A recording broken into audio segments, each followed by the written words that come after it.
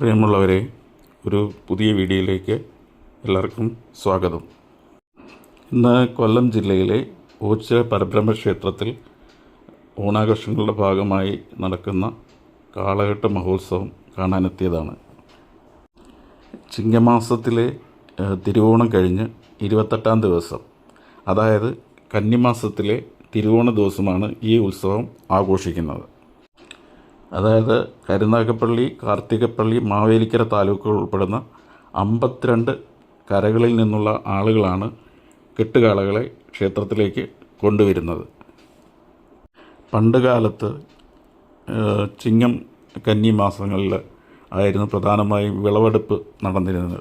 അപ്പോൾ ആ വിളവെടുപ്പിനോടനുബന്ധിച്ച് തങ്ങൾക്ക് ഉണ്ടാക്കിയ കാർഷിക ഉൽപ്പന്നങ്ങൾ നന്ദി സൂചകമായി പരബ്രഹ്മത്തിന് സമർപ്പിക്കുകയും അവ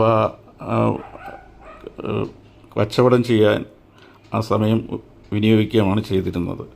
ആ സമയത്ത് അവർ ഉപയോഗിച്ചിരുന്ന കാളകളെ ക്ഷേത്രത്തിലെത്തിക്കുന്നത് പതിവായിരുന്നു.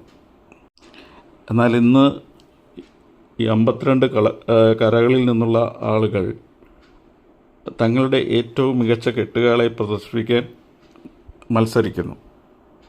വൈക്കോലും തുണിയും ഉപയോഗിച്ച് കാളയുടെ ഭീമാകാരമായ രൂപങ്ങൾ നിർമ്മിച്ച് അലങ്കരിക്കുന്നു.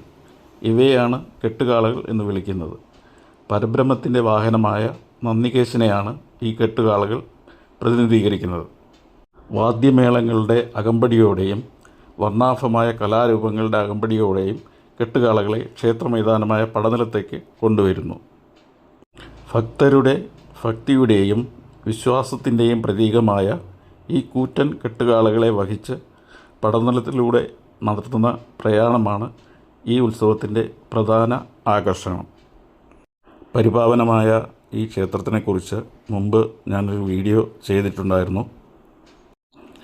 ക്ഷേത്രമോ വിഗ്രഹമോ ഇല്ലാത്ത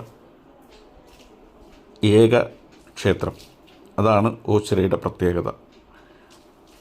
ഇവിടുത്തെ വൃശ്ചിക ഉത്സവത്തോട് കൂടിയാണ് കേരളത്തിൽ ഉത്സവങ്ങൾ ആരംഭിക്കുന്നത്.